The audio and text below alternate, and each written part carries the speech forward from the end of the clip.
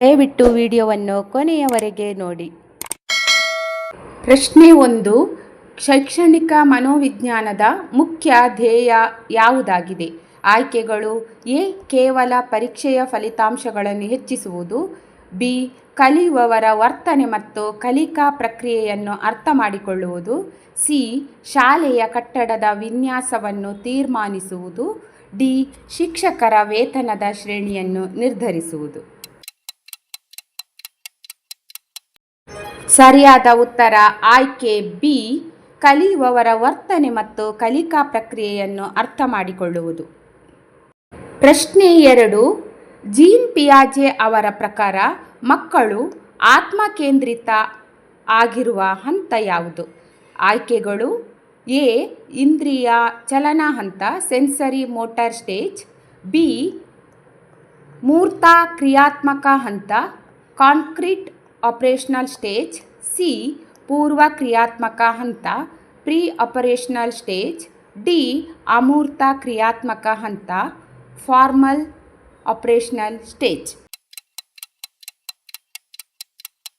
ಸರಿಯಾದ ಉತ್ತರ ಆಯ್ಕೆ ಸಿ. ಪೂರ್ವ ಕ್ರಿಯಾತ್ಮಕ ಹಂತ ಪ್ರೀ ಆಪರೇಷನಲ್ ಸ್ಟೇಜ್. ವಯಸ್ಸು 2 ರಿಂದ 7 ವರ್ಷ.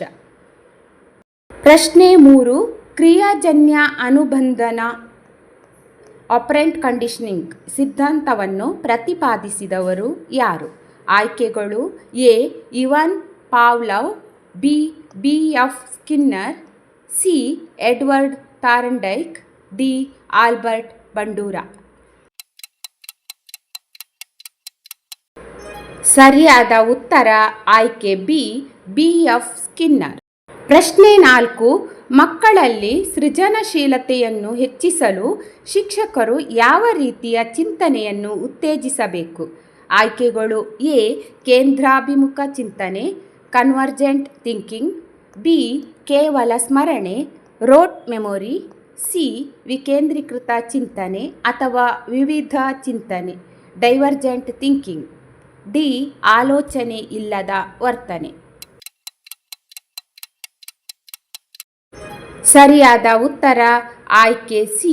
ವಿಕೇಂದ್ರೀಕೃತ ಚಿಂತನೆ ಅಥವಾ ವಿವಿಧ ಚಿಂತನೆ ಡೈವರ್ಜೆಂಟ್ ಥಿಂಕಿಂಗ್.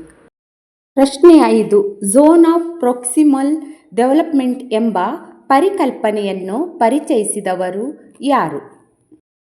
ಆಯ್ಕೆಗಳು: A. Lev Vygotsky. B. Jean ಪಿಯಾಜೆ. ಸಿ.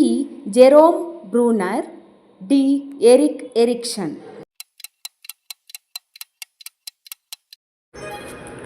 ಸರಿಯಾದ ಉತ್ತರ ಆಯ್ಕೆ ಎ. ಲೆವ್ ವೈಗೋಟ್ಸ್ಕಿ. ಪ್ರಶ್ನೆ 6. ಬುದ್ಧಿವಂತಿಕೆಯ ಸೂಚ್ಯಂಕವನ್ನು ಐಕ್ಯೂ ಕಂಡುಹಿಡಿಯುವ ಸರಿಯಾದ ಸೂತ್ರ ಯಾವುದು? ಆಯ್ಕೆಗಳು: ಎ. ಐಕ್ಯೂ ಸಮ CA ಭಾಗಿಸು MA ಗುಣಿಸು 100. ಆಯ್ಕೆ ಬಿ. ಐಕ್ಯೂ ಸಮ MA ಭಾಗಿಸು CA ಗುಣಿಸು 100. ಸಿ. ಐಕ್ಯೂ ಸಮ MA ಕೂಡಿಸು CA ಗುಣಿಸು 100. ಡಿ. ಐಕ್ಯೂ ಸಮ MA ಗುಣಿಸು CA ಗುಣಿಸು 100. ಸರಿಯಾದ ಉತ್ತರ ಆಯ್ಕೆ ಬಿ. ಐಕ್ಯೂ ಸಮ MA ಭಾಗಿಸು CA ಗುಣಿಸು 100. ಇನ್ ಬ್ರ್ಯಾಕೆಟ್ MA ಸಮ ಮಾನಸಿಕ ವಯಸ್ಸು CA ಸಮ ದೈಹಿಕ ವಯಸ್ಸು. ಪ್ರಶ್ನೆ 7. ಥಾರ್ನ್ಡೈಕ್ ಅವರ ಯಾವ ನಿಯಮವು ಪ್ರತಿಫಲ ಅಥವಾ ಸನ್ಮಾನ ಸಿಕ್ಕಾಗ ಕಲಿಕೆ ಬಲವಾಗುತ್ತದೆ ಎಂದು ಹೇಳುತ್ತದೆ? ಆಯ್ಕೆಗಳು: ಎ. ಸಿದ್ಧತಾ ನಿಯಮ ಲಾ ಆಫ್ ರೀಡ್ಲೈನ್ಸ್. ಬಿ. ಪರಿಣಾಮ ನಿಯಮ ಲಾ ಆಫ್ ಇಫೆಕ್ಟ್. ಸಿ. ಅಭ್ಯಾಸ ನಿಯಮ ಲಾ ಆಫ್ ಎಕ್ಸಸೈಸ್. ಡಿ. ಬಹುಮುಖ ಪ್ರತಿಕ್ರಿಯೆ ನಿಯಮ. ಸರಿಯಾದ ಉತ್ತರ ಆಯ್ಕೆ ಬಿ. ಪರಿಣಾಮ ನಿಯಮ ಲಾ ಆಫ್ ಇಫೆಕ್ಟ್. ಪ್ರಶ್ನೆ 8. ಮಕ್ಕಳಲ್ಲಿ ಕಂಡುಬರುವ ಓದುವಿಕೆಯ ತೊಂದರೆಯನ್ನು ಏನೆಂದು ಕರೆಯಲಾಗುತ್ತದೆ? ಆಯ್ಕೆಗಳು: A. Dysgraphia. B. Dyscalculia. C. Dyslexia.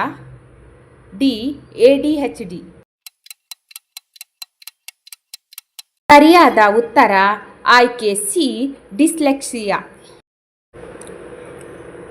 ಪ್ರಶ್ನೆ 9. ಕೆಳಗಿನವುಗಳಲ್ಲಿ ಯಾವುದು ಅಂತರ್ದೃಷ್ಟಿ ಕಲಿಕೆ ಸಿದ್ಧಾಂತಕ್ಕೆ ಸಂಬಂಧಿಸಿದೆ? ಆಯ್ಕೆಗಳು: ಎ ಗೆಸ್ಟಲ್ ವಾದ, ಬಿ ವರ್ತನವಾದ, ಸಿ ಮನೋವಿಶ್ಲೇಷಣವಾದ, ಡಿ ಮಾನವತಾವಾದ. ಸರಿಯಾದ ಉತ್ತರ ಆಯ್ಕೆ ಎ ಗೆಸ್ಟಲ್ ವಾದ. ಪ್ರಶ್ನೆ 10.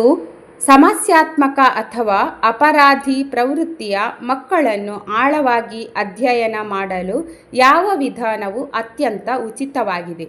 ಆಯ್ಕೆ ಎ ಪ್ರಾಯೋಗಿಕ ವಿಧಾನ, ಬಿ ಅವಲೋಕನ ವಿಧಾನ, ಸಿ ಪ್ರಶ್ನಾವಳಿ ವಿಧಾನ, ಡಿ ವ್ಯಕ್ತಿ ಅಧ್ಯಯನ ವಿಧಾನ.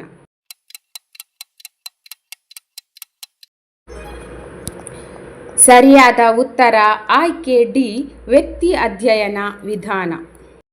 ಸ್ನೇಹಿತರೆ, ಈ ಪ್ರಶ್ನೆಗಳಲ್ಲಿ ನೀವು ಎಷ್ಟು ಪ್ರಶ್ನೆಗಳಿಗೆ ಸರಿಯಾದ ಉತ್ತರ ನೀಡಿದ್ದೀರಿ ಎಂಬುದನ್ನು ತಪ್ಪದೆ ಕೆಳಗೆ ಕಮೆಂಟ್ ಮಾಡಿ ತಿಳಿಸಿ. ಇದೇ ರೀತಿಯ ಇನ್ನೂ ಹೆಚ್ಚಿನ ಶೈಕ್ಷಣಿಕ ಮತ್ತು ಕ್ವಿಜ್ ವಿಡಿಯೋಗಳಿಗಾಗಿ ನಮ್ಮ ಚಾನೆಲ್ಗೆ ಈಗಲೇ ಸಬ್ಸ್ಕ್ರೈಬ್ ಆಗಿ ಮತ್ತು ಪಕ್ಕದಲ್ಲೇ ಇರುವ ಬೆಲ್ ಐಕಾನ್ ಕ್ಲಿಕ್ ಮಾಡಿ. ಈ ವಿಡಿಯೋ ನಿಮಗೆ ಇಷ್ಟವಾಗಿದ್ದರೆ ಒಂದು ಲೈಕ್ ಮಾಡಿ ಮತ್ತು ನಿಮ್ಮ ಫ್ರೆಂಡ್ಸ್ ಹಾಗೂ ಗ್ರೂಪ್ಗಳಲ್ಲಿ ಶೇರ್ ಮಾಡಿ. ಮುಂದಿನ ವಿಡಿಯೋದಲ್ಲಿ ಮತ್ತೊಂದು ಪ್ರಮುಖ ವಿಷಯದೊಂದಿಗೆ ಸಿಗೋಣ. ಧನ್ಯವಾದಗಳು. All the best.